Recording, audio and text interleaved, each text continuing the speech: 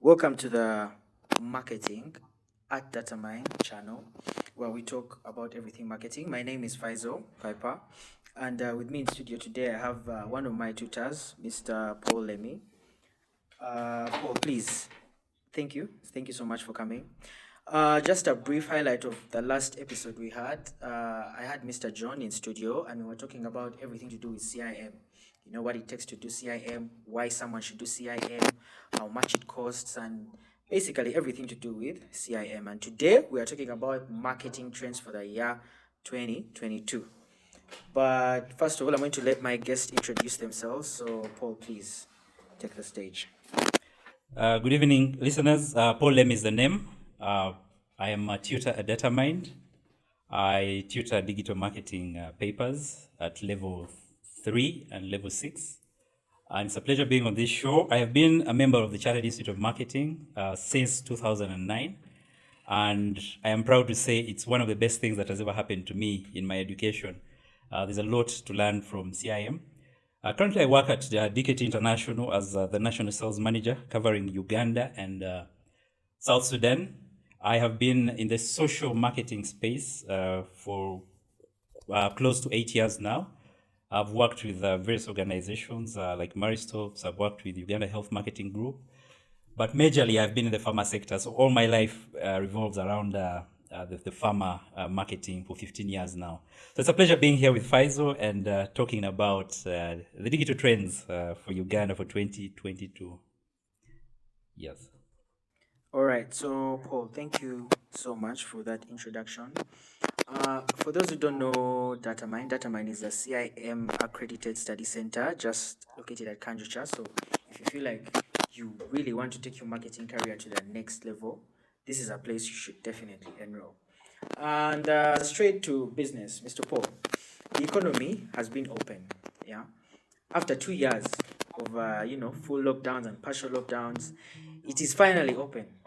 Brands are now rushing online, rushing on TV, rushing for billboards, basically doing everything marketing that they were not doing. I remember in the first months of the lockdown, there's a time I took a walk from Chiwatule to Bukoto, and all the billboards were empty. It was the first time I'm seeing something like that in my life. Right now, just in Chiwatule, there are about 5 new billboards, new billboard spots. Yeah. Yep. So I want us to talk about the marketing trends going into 2022 because now brands are awake. Brands have missed out a lot. They've been in the kitchen. They've been cooking. And one of the things that hit me as not so much as a surprise, but it was amazing is Metaverse Marketing. Yeah. So of late, from the global perspective of things, people are really going big, Mr. Paul. It's not just billboards or radio ads or TV anymore. There's something called Metaverse Marketing. And right now, an estimated 85 million people are using augmented reality or what they call virtual reality in 2021. Yeah. Usage has been growing steadily and has more than doubled since 2017. For those who are finding trouble understanding what a metaverse is, it's a world but in digital format. You know, you get your VR glasses, you put them on, all of a sudden you're somewhere completely different. Yeah, you can go to places just by sitting down and putting on these VR goggles, and you can look at all these different ads. People who play Fortnite and people who have done some online gaming on Twitch have evidenced this. Some of you also, a very small example is football, FIFA. I know very many of you guys play FIFA. So when you're playing FIFA and then you see an ad on the, those display banners that are moving, you see AIG, you're like, oh my God. Then you see a Ugandan brand, you're seeing Jumia, like, wow, how did Jumia enter my PlayStation? So just as we unleash this topic of marketing trends, just kindly just brief us about this new thing called Metaverse Marketing. Thanks, Faisal. So Metaverse Marketing is a very new concept and it's taking its toll. The global scene, of course, most of these innovations on the digital world always take us by storm. And we are yet to see how Africa will respond, in particular, also Uganda. You know, very many technologies are developed out there, and we don't get to take them up quite that much. But with Metaverse, it's more of take it as a 3D of internet. And it's something exciting. We are yet to see how it's going to take up. But currently, I wouldn't say that many Ugandans have embraced it yet. So we are talking global. Yeah, but let's see how it goes out there. All right, all right, all right. Me personally, I think I'm excited because we have this thing. I mean, social media alone is telling us that the metaverse is going to be something big, and Facebook, from experience, does not announce things that are not going to make it. Most of the advancements Zuckerberg has done on his platform have been for the better of the Yeah. platform. So when they came out and said, they're putting up this whole thing called the metaverse, you put on the VR goggles, Yeah. and you're in a completely different world. You can own buildings, you can own streets. It was really breathtaking. Yeah. The other kind of marketing that I am seeing is podcasting. Yeah. For those who don't know, podcasting is audio content. So if you have a brand, you literally set up a podcast channel. It can either be on there's so many podcast platforms, but you can air it on Apple Podcasts. You can air it on Tidal, on so many platforms out there, Spotify. But I'm seeing, when it comes to Uganda, the trend is not that it's not that good. The people I'm seeing in podcasts are actually influencers, so very good content creators. But I'm not seeing big brands getting behind this, and yet it's something really amazing. I mean, podcasts are things you can listen to on the go. Yeah, it's like radio and it's on demand content. I'm not going to just switch on a radio station and listen to all the 10 programs for me to reach the one program I want. I'm literally going to go to this platform, look for exactly what I want to listen to, and listen to it. So it's good if you have plans of building retention, if you have plans of building a loyal following. So just a brief about podcasts. What do you think? Yeah, that's a good insight. So, podcasts are becoming very common, and one thing I can say is that the online stroke digital channels are going to be a very instrumental part of marketing. The pandemic opened so many eyes of organizations, even in Uganda, to the need for being on digital because they were not interacting anymore with their audiences physically like they used to. So there was that jump onto digital platforms, and even when you look at the UCC publication on data downloads from various organizations, you will see that there was a growth of 19% last year, and that is expected to go higher because we see many people are really embracing digital to the next level. Yes, with podcasts, definitely it's going to be something very big. You will see that Twitter Spaces has been growing at a very strong rate, and over 187 million are right now using Twitter Space. And Clubhouse, which even launched before Twitter, is struggling with just over 10 million people. So you can see how it's growing very fast. So it's something that is going to be very important. Locally, we are seeing Kabushenga, one of the guys who is using it quite a lot, and many people are listening in each and every day. So that is also an area that people need to watch out for. It's also an area that brands can use to engage their audiences quite very much. Have that session where you can have that level of interaction with your clients. They're able to ask you questions. You're able to respond real time. All those interactions will keep coming up. So good insight there. But it's going to be also something big this year. Well, personally, the podcasts I am in love with at the moment are, I think I've listened to Big Conversations, Ordinary People. That's been a good one. I've listened to Uganda Oil by the Petroleum Authority of Uganda. That's amazing. Like, if you ever, it's even funny. Sitting down to read about oil is one of the most boring things I have done. I did in 2020. But because of these consistent lockdowns, there's really nothing to do. And then I landed on the Uganda Oil podcast by Paul. That was amazing. There's also AfriPods by Daily Monitor. I've listened to it. And then Capital FM also has their own podcast. It's something, it's a joy. Anyway, it's fresh content. The fact that it's on demand content, that's the advantage of a podcast over any other audio content. The fact that I'm not going to tune in and then I have to listen to ads I don't want to listen to, I have to listen to music I don't want to listen to. It's just endless content, endless good quality content. I really loved podcasts, and I feel brands should also take advantage of this. The other thing I have noticed and that we're actually doing right now at Datamine is video marketing. Yeah. So digital marketing recently, I mean, it's not something that has been there for years. Yeah. But it started with just blogs and tweets, blogs and pictures, and now there's a lot of video. And this is evidence to platforms like TikTok, YouTube. YouTube now even has a specific program for short videos. Instagram has Instagram Reels. WhatsApp has WhatsApp statuses. Snapchat, Twitter. LinkedIn even went to the point of incorporating LinkedIn stories. You can imagine. So video, okay, according to the online some statistics are gone. Online video is 600% more effective marketing tool than print and direct mail combined.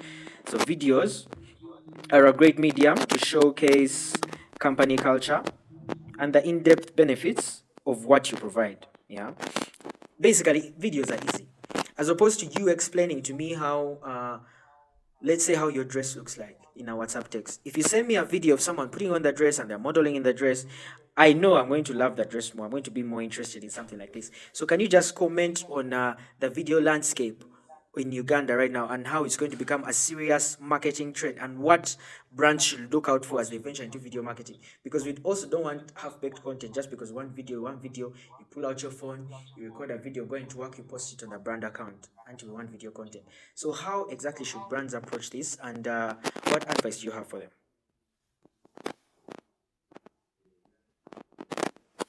Thank you, Faisal, for that insight. So video marketing is one of those areas that is going to continue to grow. You look at YouTube has also launched YouTube Shorts for those short videos, because not everybody wants to watch those lengthy videos. People are quite busy and they want you to hit the nail with a short video. You'll also see TikTok has really grown. Instagram Reels are also growing. Just to share some statistics, if you looked at TikTok in 2017, it had 65 million users. Right now, we're talking of 2021. By 2021 close, there were over 1 billion users. So you can see that growth in a space of 5 years. If you look at even by region, you'll see that, for example, in Southeast Asia, by the end of 2020, we had over 198 million users of TikTok, which has grown gradually. And you have a group from TikTok's reports. There's a group of 19 to 29-year-olds who form 35% of the users of TikTok. Then the next group that is quite big on that are the under 18 age. I don't know how the under 18 are being allowed on the platform, which is at around 28% for them. So this is quite good growth, and they're also cashing in quite well. If you look at even the app's usages, you'll see that TikTok has grown even to take over Snapchat, which was starting to become common here in Uganda. And if you look at the Ugandan scene right now, every video that is coming out has a TikTok on it. So that shows you the importance of TikTok and video marketing. And very many people are now becoming big earners of these platforms by being able to create content, by being able to generate people watching their videos, and they're surviving on this. There's a couple of good Kenyan stories I've been following where people are making money off YouTube, becoming popular, becoming they're just becoming celebrities of sorts just because of video marketing. If people can remember the story of that, there's a boy who went back to school and he was popular on one of the video marketing platforms, and he was debating the school doesn't allow him to have his phone, yet his phone has made him popular. So you can imagine a guy at that age is already becoming very popular with this kind of thing. So video marketing is going to be very important, and TikTok over 1 billion is chasing up on Facebook, which already has 2.8 billion users. So you can see they're already gaining quite there. So it's an important trend to look at, and various brands should see how do they come in to fit into that space where you can develop great video content and people can understand that.